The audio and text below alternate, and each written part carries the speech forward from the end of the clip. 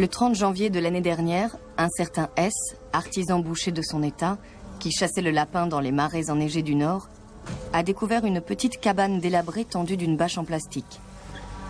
Trouvant cet endroit parfait pour y casser la croûte, il a jeté un coup d'œil à l'intérieur. Et là, contre toute attente, il s'est trouvé nez à nez avec le précédent locataire du lieu. Sur une paillasse reposait une momie chaudement vêtue. Une fine couche de poussière et de givre recouvrait le corps. Le cadavre, qui avait échappé à la décomposition, se trouvait dans un parfait état de dessèchement. Signe que l'homme, de son vivant, était déjà assez maigre pour faire une belle momie.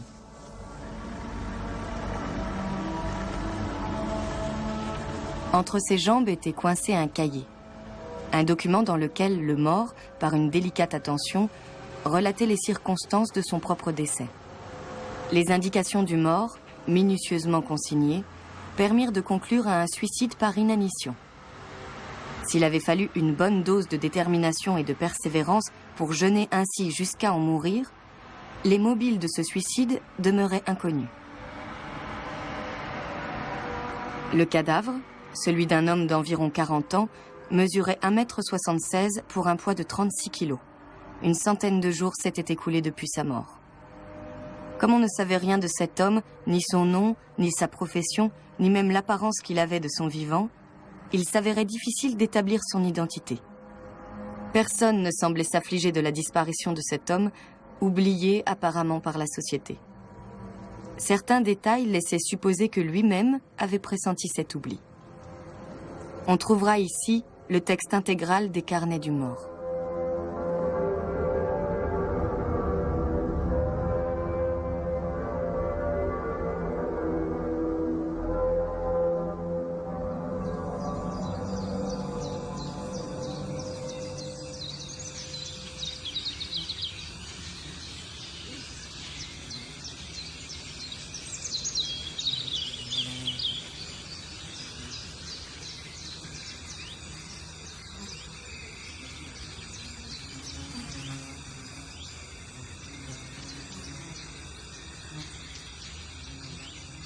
« 7 août, premier jour. J'ai cessé de m'alimenter. J'ai pris mon dernier repas en ville, dans un snack bar. Alors que je comptais me gaver, je n'ai pas pu manger plus que d'habitude. Et comme ce n'était pas cher, il m'est resté pas mal d'argent. Il faut toujours garder une poire pour la soif, mais sachant que désormais je n'aurai plus besoin de la poire, j'ai dépensé au salon de jeu tout l'argent qui me restait.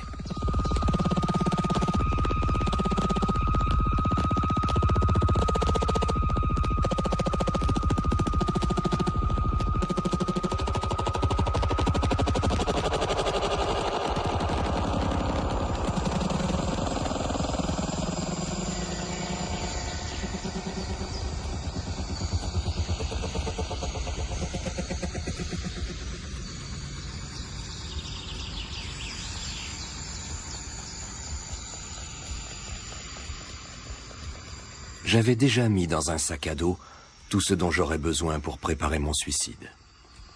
Mais je suis passé par précaution au supermarché. Et j'ai acheté toutes sortes de choses. Des bougies, des batteries pour la radio, un tuyau en caoutchouc, un entonnoir, des pastilles pour l'estomac, de l'eau de Cologne, un nécessaire à raser, un miroir, etc. Afin de pouvoir aller jusqu'au bout de mon plan sans que personne n'y fasse obstacle, j'ai choisi ce lieu, les marais d'un massif montagneux.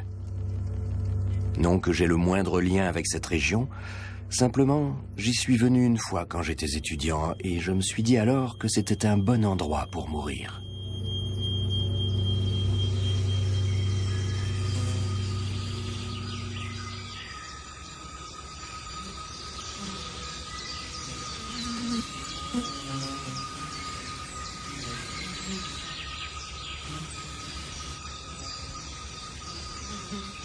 Après avoir quitté la piste cyclable et marché environ 1 heure, j'ai décidé d'installer mon abri ici.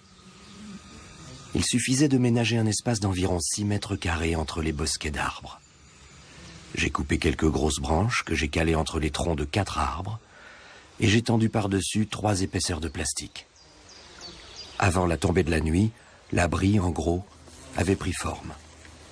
Alors j'ai rassemblé à la hâte de la paille et des roseaux pour les étaler sur le sol. Comme l'endroit est infesté de moustiques, j'ai fait du feu pour les enfumer. Mes vêtements sont tout imprégnés de cette odeur.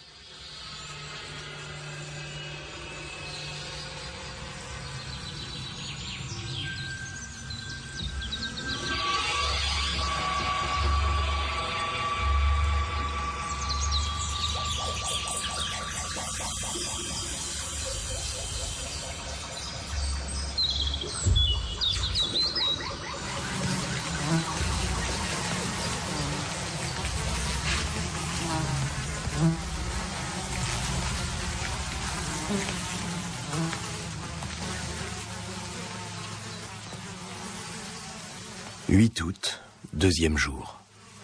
Aucune sensation de faim. Il paraît qu'on peut tenir 1 semaine sans eau, 1 mois avec. Je me dis que j'aimerais bien que ce suicide s'accomplisse en 1 semaine. Mais comme c'est dur de ne pas boire du tout, j'ai apporté 1,5 litre d'eau minérale. Il m'en restait encore 500 centilitres, mais je les ai renversés par inadvertance. Du coup, vais-je mourir plus vite ?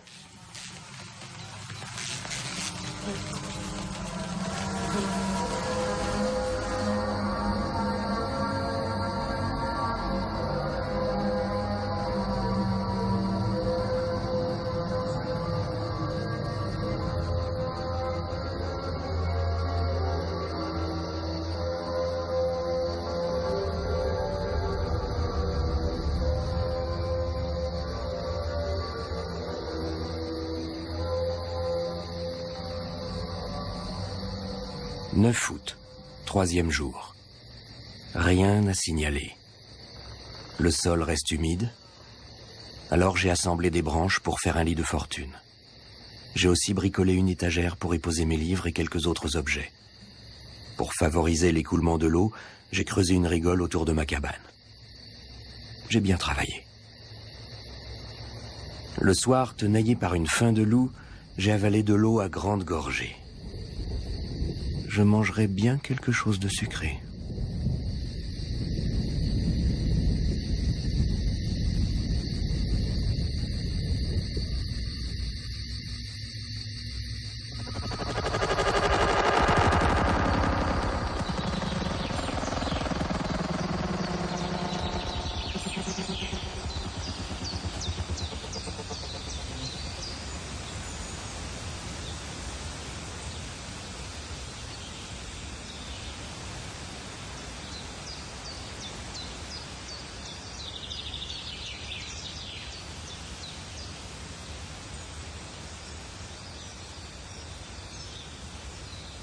« 10 août, 4e jour. Spasmes intestinaux. Est-ce que c'est ça qu'on appelle le fécalome ? À la radio, j'ai écouté Johann Sebastian Bach. Comme je me concentrais sur la mélodie, ma sensation de faim s'est dissipée très vite. La musique est peut-être une nourriture.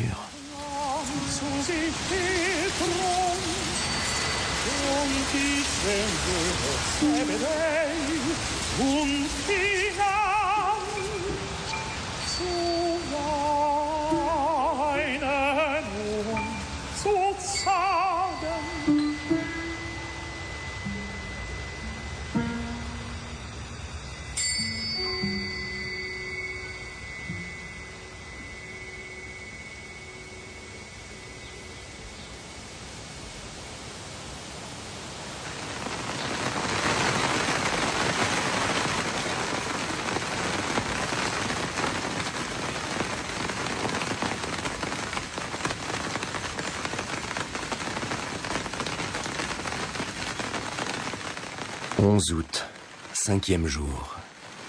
Il pleut. Je peux boire de l'eau fraîche. Le bruit de la pluie m'angoisse. Quand je ferme les yeux, j'ai l'impression d'entendre à la place des gouttes qui tombent les pas de quelqu'un qui vient me rendre visite. Cependant, il est encore trop tôt pour décréter qu'il s'agit de la mort. Et puis, je ne peux me défaire d'une légère attente. Après tout, si c'était la déesse de la fortune. Mais n'importe qui ferait l'affaire, à la condition de bien vouloir bavarder avec moi.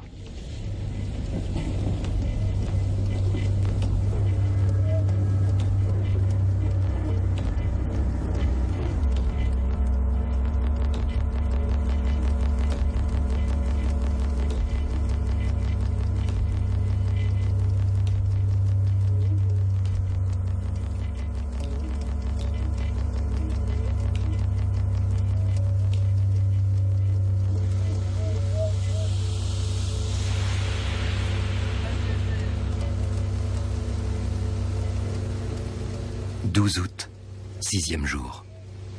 J'ai appris aux informations que 3 copains, des collégiens, s'étaient suicidés ensemble dans la ville en sautant d'un immeuble. Apparemment, on ignore la cause de ce suicide.